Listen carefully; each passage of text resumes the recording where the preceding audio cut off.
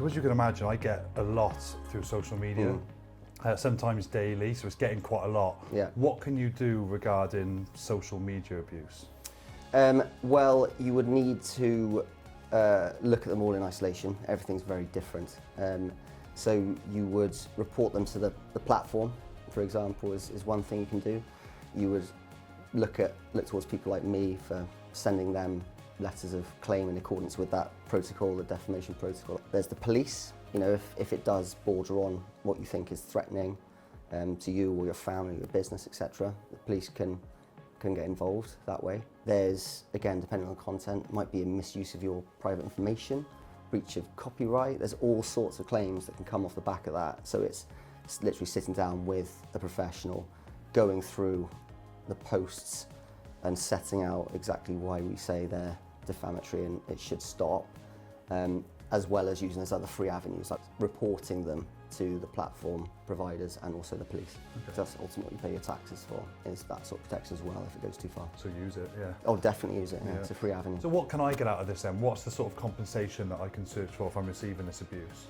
Well, we would look at all sorts of things when assessing what you can get. So we would usually get them to retract it and apologise, is one of the main things. We would ask for compensation, and that varies massively according to case law in the past about, you know, what the words used are, what the meaning is, the extent of publication, how badly your reputation's been impacted by it is the key considerations for what you should get as a result in terms of damages, etc. We would seek an injunction, which is pretty draconian order, which is an order from the court underpinned by a penal notice. The penal notice is a warning that anyone who breaches that order could be liable for contempt of court, which means a fine or imprisonment. So it's a really, really draconian order, and not one court's hand out lightly, but it would essentially say, take down any comments on any platform, deliver up, say, correspondence. By deliver up, I mean send you correspondence that you might have sent to others containing similar kind of words and defamation, and to say you should cease and desist and not do it again. In addition to all that, we'd be looking for, as I say, as you said, the compensation, the losses, your costs as well.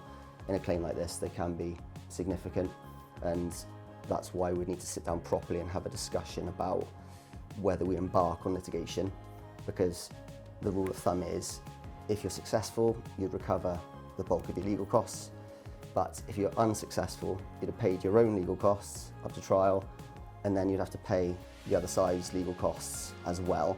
So it's potentially a huge swing that way, and that's subject to offers that we'd advise you to make to protect your position as well going through. Okay, I got quite a specific real life example that I'm going to get your free Put advice on. Yeah. So I've had somebody, which is true, because we've had clients tell us this, somebody has directly gone to clients that we have and tried to almost poach them by degrading our business.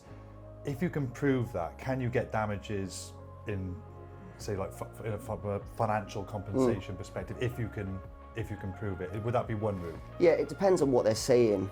So again, it's looking at the words used to your customers. If they are saying things that are defamatory, then we would look to seek to recover compensation for you. So yeah, and then we'd get them to disclose exactly. So it's not just black and white. It's not black and white. We'd look at the profits they've made off the back of it, and if they're pretending to be you, for example, that could be passing off, which is another area of law that we would use, as well as hand in hand with defamation, to say they're passing off, pretending to be you or one of your affiliates, earning money that way.